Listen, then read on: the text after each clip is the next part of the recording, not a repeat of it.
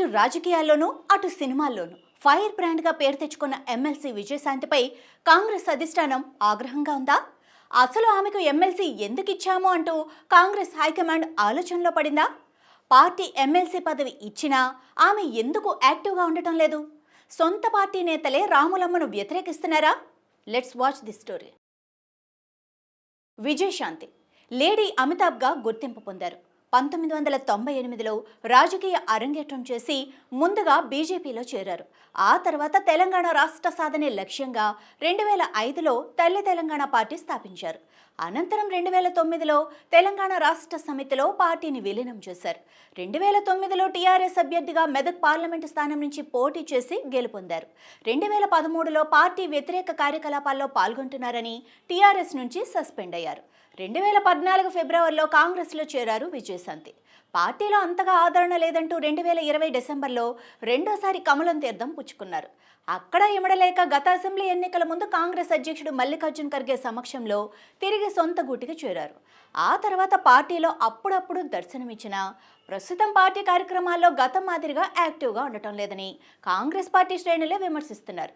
Party రాష్ట్ర వ్యవహారాల ఇన్ఛార్జిగా మీనాక్షి నటరాజన్ బాధ్యతలు చేపట్టాక వచ్చిన ఎమ్మెల్యే కోట ఎమ్మెల్సీ ఎన్నికల్లో చాలామంది పదవుల కోసం ఆరాటపడ్డారు. చాలామంది నేతల పేర్లు తెరపైకొచ్చాయి. కానీ అనూహ్యంగా విజయశాంతి ఆ పోస్టును దక్కించుకున్నారు.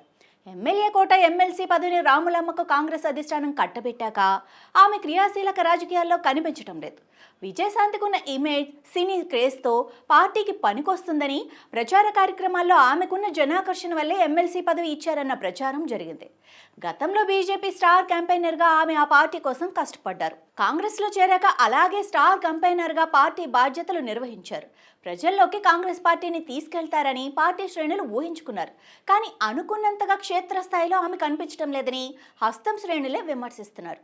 ఇటీవల పొలిటికల్ అంశాలు అనేకం వెలుగులోకి వచ్చినా ప్రతిపక్ష పార్టీపై అధికార పార్టీని కార్నర్ చేసే వారిపై ఆమె విమర్శనాస్త్రాలు ఎక్కుపెట్టలేదని, కేవలం ట్వీట్లకే పరిమితమయ్యారన్న విమర్శలు ఉన్నాయి.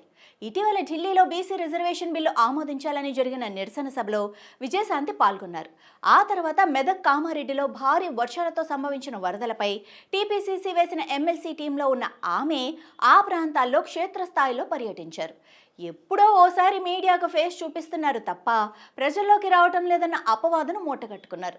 గతంలో బీఆర్ఎస్లో పనిచేసిన విజయశాంతి తాజాగా కవిత వివాదం నడుస్తున్న టైంలో ఆమె స్పందిస్తారని, మీడియాతో మాట్లాడతారని అంతా ఊహించారు.